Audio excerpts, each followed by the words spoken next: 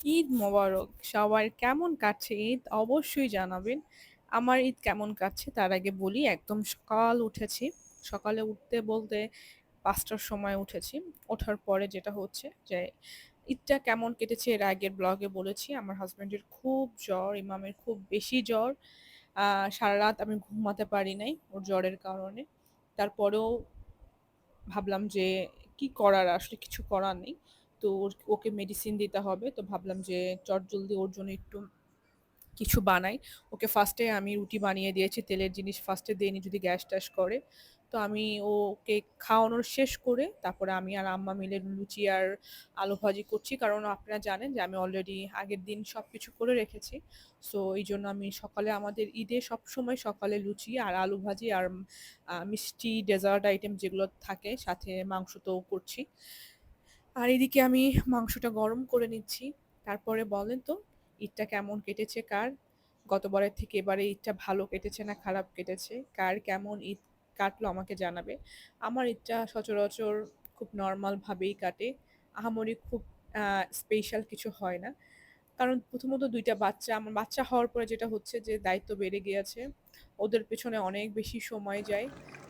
ওদের জন্য কোনটা ভালো হবে এটা করতে, করতে আসলে নিজের জন্য ভালো লাগাটাই আসলে শেষ হয়ে গিয়েছে। এদিকে আমি খাসির মাংসটা গরম করে নিয়েছি। আর এদিকে এটা এত বেশি পরিমাণের মাংস, এটা আমি নাড়তে পারছিলাম না।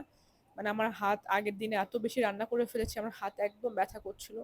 তো আম্মাকে বলছিলাম যে, "আম্মা একটু মাংসটা একটু ভালো মতো নেড়ে দেন।" কারণ না নাড়লে তো মাংসটা লেগে যাবে। তো একটু ভালো মতো নেড়ে তারপরে আমি একটু জ্বালিয়ে নিবো। তুই তো আম্মা আমাকে কাজে হেল্প করছিল। আর এদিকে সকাল হয়ে গিয়েছে, রেডি হতে হবে, নামাজে যেতে হবে। এই যে আমার আব্দুল্লাহকে এখন রেডি করাই দিব। আব্দুল্লাহ নামাজে যাবে। আব্দুল্লাহ নামাজে যাবে। আব্দুল্লাহর পাঞ্জাবি পায়জামা রেডি। এখন আব্দুল্লাহ রেডি হবে। ইয়ে! ও আব্দুল্লাহর জুতা রেডি। আব্দুল্লাহর সব কিছু ready. Yes! Yes! Matching matching. Same same. Yes! আগে রেডি হতে হবে। ওকে? প্যাম্পার্স কোথায়? প্যাম্পার্স নিয়ে আসি আমি। ওয়েট। ঠিক আছে? নাও, নাও।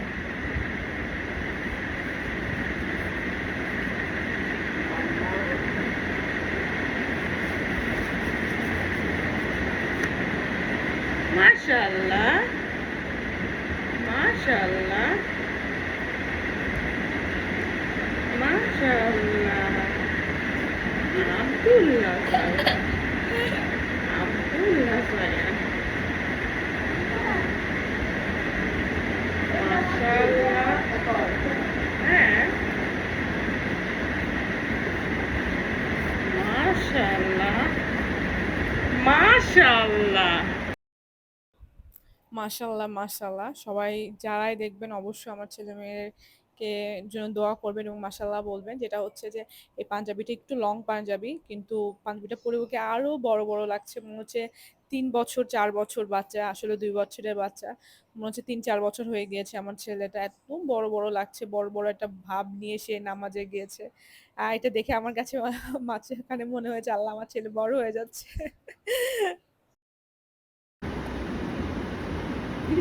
না, ওরকম ওরকম করো না, ওরকম করো না।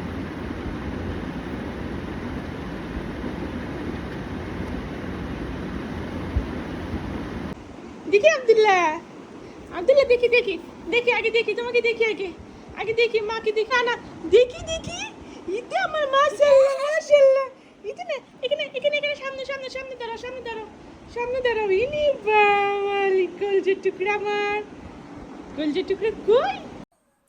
এদিকে আমি আমার ছেলের যে স্যান্ডেলটা পরাই দিচ্ছি আর ওকে এত বেশি বড় বড় লাগছিল, আমি বারবার ওকে দেখছি আর অবাক হচ্ছি। আসলে বাচ্চা কাচ্চা এত তাড়াতাড়ি বড় হয়ে যায়। আর একদিক দিয়ে চিন্তা কি জানেন, ইমামের তো অনেক জ্বর, ১০২ জ্বর, ও তো উঠতে পারছিল না। তারপরে জোর মানে একদম জোর করে আসলে উঠছে বিছনা থেকে, সত্যি কথা। তার উঠা চলে না। উঠে শাওয়ার নিয়ে সে বলল যে একটু কষ্ট করে হলো নামাজটা পড়ে আসি। যেহেতু ছেলে যাচ্ছে, বাবা আছে, ভাই আছে। সো আমি বললাম যে, "তুমি যদি না পারো তোমার দরকার নেই, তুমি রেস্ট করো। এখন আল্লাহ তো বুঝতেছে যে তোমার শরীরটা আসলে খারাপ, তোমার অবস্থা ঐরকম না।" মানে ওর চোখ-টোখ বসে গেছে, ওর চোখ-টোখ লাল হয়ে গেছে, মানে তীব্র জ্বর।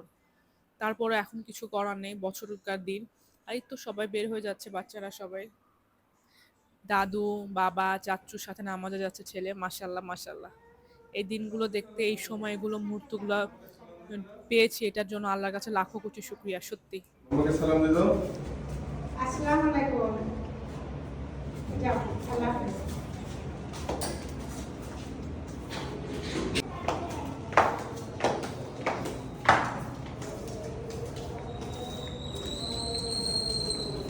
যাও, আল্লাহ, হ্যাঁ, আল্লাহ হাফেজ। মাশাআল্লাহ, যাও, যাও। আল্লাহ হাফেজ বাবা।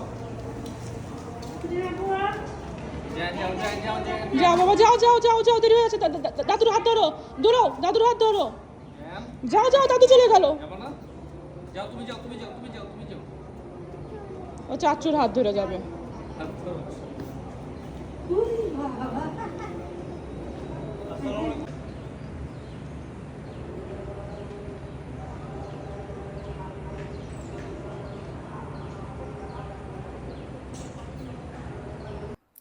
আর এইদিকে ভাবলাম যে আমার মেয়েকে একটু রেডি করে দিয়েছি, অনেক সকাল, এত সকালে আমি ওকে ঈদের ড্রেসটা দেইনি, ভাবলাম যে একটা সুতির ড্রেস ওকে দেই ফার্স্টে। এই ড্রেসটা ওর ফ্রেন্ড ওকে গিফট করেছিল ওর বার্থডেতে, তো ভাবলাম যে এটাই পরিয়ে দিই, যেহেতু পরে নিয়ে এর আগে।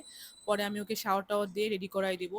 ওর চট জলদি আমি ওকে ড্রেসটা পরিয়ে দিলাম, পরিয়ে দিয়ে ওর চুল বাঁধতে গেলে মাশাল্লাহ ওর চুলগুলা একদম মানে এত বেশি ঘন চুল, মানে ধরাও যায় না, বাঁধাও যায় না, আর এত বেশি ঘামে, মানে আমার যেটা বলার বাইরে।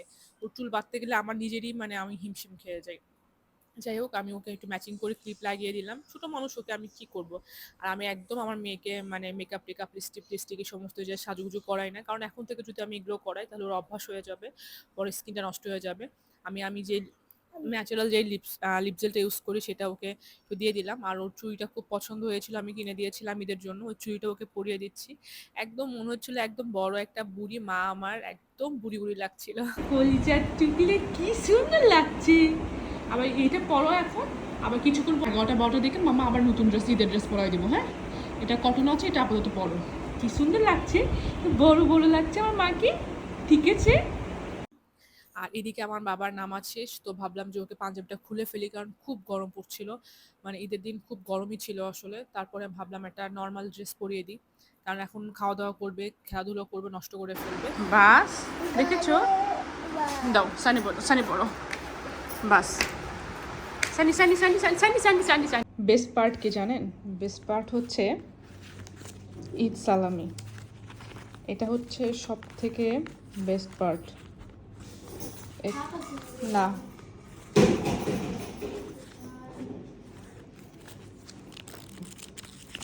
এটা হচ্ছে আমার আপাতত এবারের ঈদ সালামি। এগুলো সম্পূর্ণ আমার। সো টেনশন, কিন্তু আমারও দায়িত্ব আছে, সবাইকে দিতে হবে। এই যে আমার টুকরাকে আমি 200 টাকা দিয়েছি, তাই না বাবা?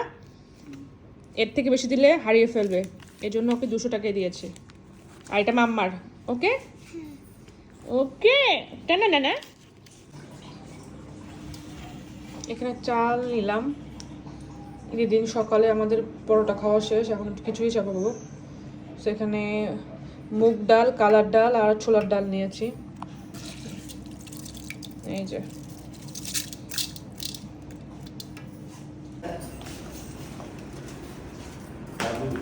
দাদু, আসসালামু আলাইকুম। কেমন আছেন দাদু? কেমন আছো?